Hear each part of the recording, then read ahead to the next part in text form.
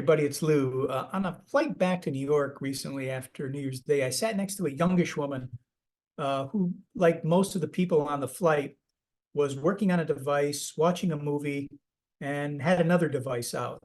By the way, the movie in her case was Shutter Island.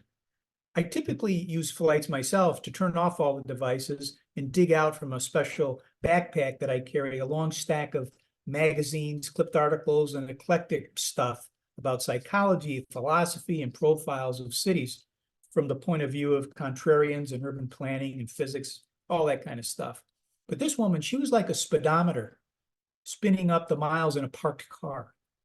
And I wanted to tell her about an article I was reading at that moment on the brain and stress's effect, like smaller capacity for memory and emotional regulation.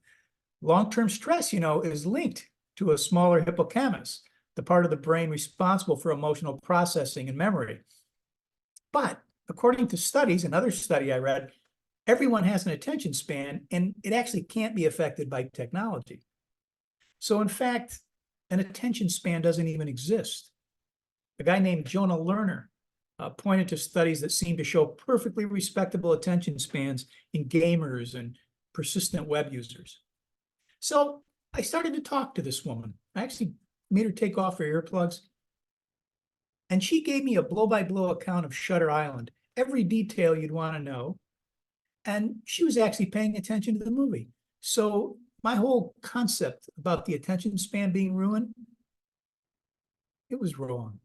So the key here is to always check your assumptions, which is kind of what we do at the ICF. We check our assumptions about what makes cities good and what makes them bad. And you can rely on us for the truth all the time on that. So forgot what I was talking about. My attention drifted.